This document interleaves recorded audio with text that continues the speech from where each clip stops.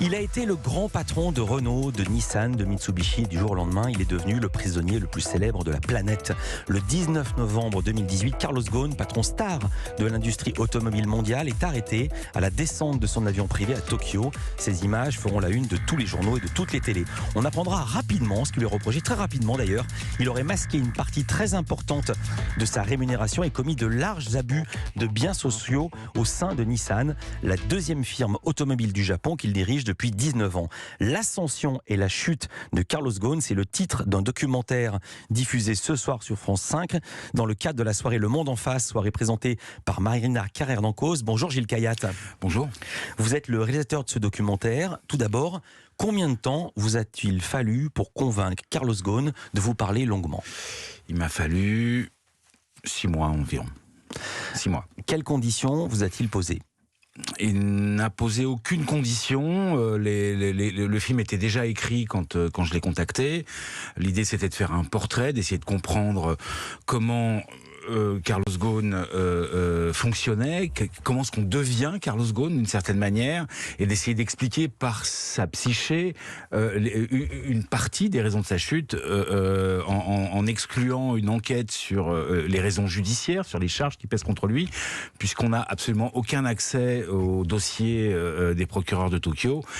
Et donc, il me semblait équitable de ne pas lui demander non plus de se justifier par rapport aux charges qui pèsent contre lui, puisque je n'avais pas le dossier d'accusation entre les mains. Vous dites que le film était déjà écrit, vous auriez fait quoi s'il avait dit non ? Alors, j'avais prévu cette éventualité, évidemment. Disons que j'aurais sans doute rajouté 1 ou 2 personnages de plus que ceux qui sont dans le film. Il a pris beaucoup de place quand il a accepté de parler. Et donc, on avait prévu beaucoup d'entretiens avec des proches ou des gens qui ont travaillé avec lui ou qui le connaissaient bien.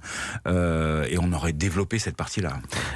Pourquoi vous êtes intéressé à sa vie, à lui, à Carlos Ghosn ? Alors au départ, je n'étais pas extrêmement séduit par l'idée de ce grand patron. C'est une commande de la chaîne, des producteurs ? Non, c'est pas une idée de vous ? C'est une commande des producteurs. Oui. C'est pas une idée de moi. Bon, j'ai accepté assez rapidement parce que quand j'ai lu le wiki pour savoir un petit peu qu'est-ce qu'il avait fait. Bien sûr, je connaissais le personnage, mais pas plus que ça.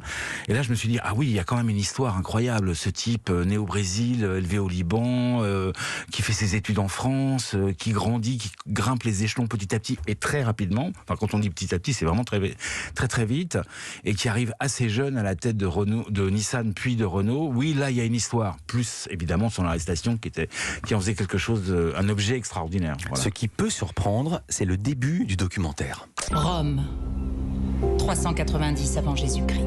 Pendant l'invasion gauloise, les Romains se réfugient dans la citadelle du Capitole. Une nuit, les Gaulois tentent d'envahir la citadelle. Sans attendre du renfort, le capitaine Marcus Manlius se précipite vers les Gaulois et à coups de bouclier repousse les envahisseurs. Mesdames, messieurs les auditeurs, ce n'est pas une erreur de notre réalisateur, mais on s'est quand même demandé si c'était pas une erreur de visionnage. C'était quoi cette idée ? Oui, alors évidemment, Où voulez-vous en venir ? les gens vont peut-être penser qu'ils se sont trempés de chaîne. Non, parce que comme ils ont entendu Culture Média, ils sauront que c'est ça. Alors en fait, c'est une métaphore. On dit souvent en France, c'est une phrase qu'on entend dans beaucoup de conversations, la roche tarpéienne est proche du Capitole, c'est-à-dire plus haut vous montez, plus vite vous pouvez tomber et tomber de très haut et tomber très fort. Et ben voilà, j'ai voulu illustrer, faire visualiser ce proverbe en allant à Rome et en tournant des images de drones autour du forum de Rome et de la roche tarpéienne qui aujourd'hui existe encore. Enfin, elle est là. Alors elle est un peu bétonnée, mais elle existe. Et essayer de montrer que cette histoire de Carlos Ghosn, eh bien voilà, c'était l'histoire d'une chute extrêmement brutale d'un type qui était tout en haut du pouvoir, voilà. Et le film commence comme ça. Et donc, en ce sens, l'histoire universelle, peut-être pour ça qu'elle a passionné absolument la planète. Absolument. Particularité de ce doc, la première personne, Carlos Ghosn y raconte sa propre histoire. Vous interrogez également ceux qui l'ont connu, ceux qui ont travaillé avec lui en France, au Japon. Il y a très peu de commentaires journalistiques. Pourquoi ce choix ? Alors je vais essayer de rappeler une évidence. Moi-même, je ne suis pas journaliste, je suis documentariste. Mon capital, c'est de pouvoir raconter des histoires. Et pas mal de personnes m'ont dit, mais il n'est pas contredit. Non, il n'est pas contredit. Il raconte son histoire et les gens qui qui sont autour de lui, qui l'ont connu en première main. Ce n'est pas des journalistes qui parlent, qui ne l'ont jamais rencontré et qui ne travaillent que sur du papier ou sur Google aujourd'hui. Moi, j'ai voulu rencontrer les gens qui l'avaient connu, je voulais savoir un tout petit peu comment il fonctionnait, comment il était cortiqué, comment on devient Carlos Ghosn, comment on devient un grand patron global. C'est quoi sa méthode de fonctionnement, c'est quoi ses origines, c'est quoi ses études. Qui lui pose les questions ? Alors c'est moi, et Rémi Dessart, qui est co-auteur avec moi du film, et qui est venu à Beyrouth avec moi, et avec qui on a fait l'interview. L'interview à Beyrouth chez lui ? Alors non, c'était pas chez lui. C'est dans un endroit qu'on a trouvé, mais non, il a refusé que ça se passe chez lui. Et à vrai dire, je crois même que je n'ai jamais posé la question. Ça me semblait tellement évident. Comment il est ? Quelle impression humaine vous a-t-il faite ? J'ai trouvé... Je l'ai rencontré plusieurs fois. J'ai rencontré la même personne plusieurs fois. C'est-à-dire quelqu'un qui est dans le combat, qui n'a pas le temps ou qui ne veut pas, en tous les cas pas publiquement. Je vous interromps tout de suite. Ouais. Il est dans le combat. Il se bat contre quoi ? Contre qui ? Alors aujourd'hui, il se bat contre pour prouver son innocence. La justice française enquête sur lui, la justice japonaise continue à enquêter sur lui. Il a un mandat d'arrêt international qui l'empêche de voyager, de se déplacer hors du Liban. Le Liban qu'il a choisi de rejoindre de son propre fait. Donc bon, voilà, on va pas le plaindre là-dessus. Et donc voilà, Sinon, il a fait une croix sur ses autres activités. Je connais pas ses activités aujourd'hui.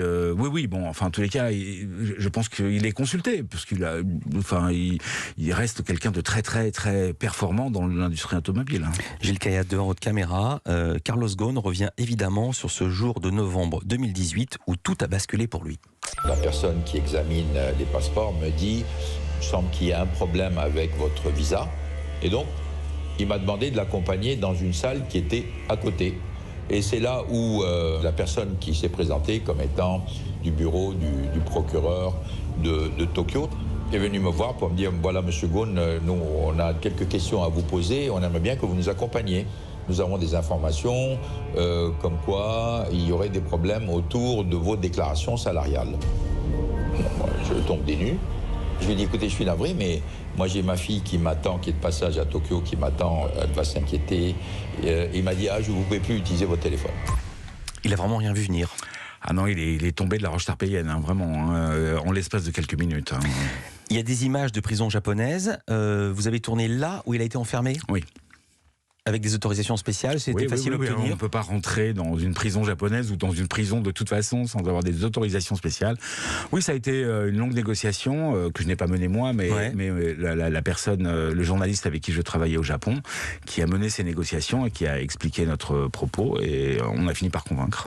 Pour comprendre son ascension et la chute de Carlos Ghosn, vous remontez à son enfance, sa scolarité. C'est à suivre dans Culture Média. À tout de suite.